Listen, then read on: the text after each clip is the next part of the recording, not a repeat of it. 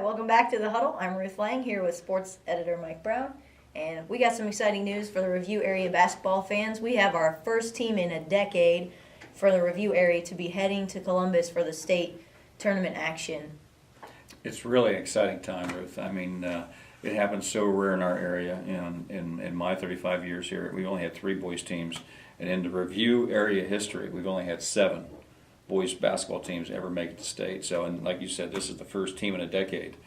So it's a really exciting week, a really special week, and we're really looking forward to the game on Thursday down in Columbus. Yeah, so the game that St. Thomas Aquinas Knights, they clinched a 52-50 win against Richmond Heights Spartans on Friday night, and that was a very exciting game. Mike, you were there. You want to tell us a little bit about the energy in the gym? It was fun. It was a lot of fun. It's the kind of atmosphere you want to be at in high school athletics because, you know, you're playing for a chance to go to Columbus in the state tournament, and you've got all your student bodies there, your entire school's there, and it was just so loud at the end when they had locked up the win, 52-50. It was like a jet engine inside the Canton Memorial Fieldhouse. The noise was like a jet engine. And the players were dogpiling on top of one another on the court. It was really fun to watch. It really, when we captured that in the photo in the review, it was really a special time. So happy for St. Tom. Some of the key players there, and the Richmond Heights Spartans, they really kept the St. Thomas Knights on their toes that first 3 quarters of the game, really, and really kept them really limited on their 3-point shots. You know, St. Thomas has been really hot with their threes.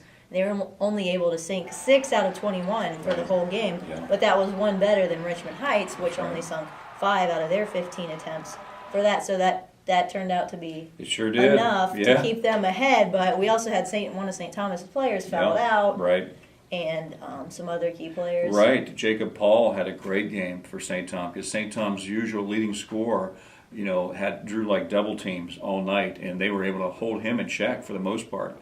So Jacob Paul stepped up and had 21 points and 5 steals in that game for St. Tom, and really kind of made up for that difference. And that was huge to get them to Columbus. Really was. Now, so the St. Thomas Knights are going to be up next against Canal Winchester World Harvest Prep Thursday, 5:15 at Columbus's Value City Arena. What can folks expect, Mike, in that game? I think more of the same. I think this looks like a good matchup. I think these teams are fairly similar in the way they attack a basketball game. They like to get out and run, but if they have to, they can make it a half-court game too, Ruth. So they can play at both styles. We'll see which style wins out. I know World Harvest Prep has been to Columbus before. They've got a great history. But I think St. Tom is just playing as well as anybody in D4 right now. They're playing with a lot of confidence. You know, they can hit the three-pointer when they need to. But they play the good defense, too. The thing I noticed in that game last Friday night is they play such good on-the-ball defense. I mean, they're always slapping at the ball. They're never out of position. You know, they'll out-rebound you if you're out of position under the boards. I mean, they do all the little things, and they're so quick. St. Thomas is so quick. And I think that produces a lot of extra chances for them during a basketball game. So that adds up. And you said they are playing with confidence. Obviously, they've had a great record up to this point. They played some good competition. Oh, they sure have. And they obviously have some good energy taking them into the tournament on Thursday.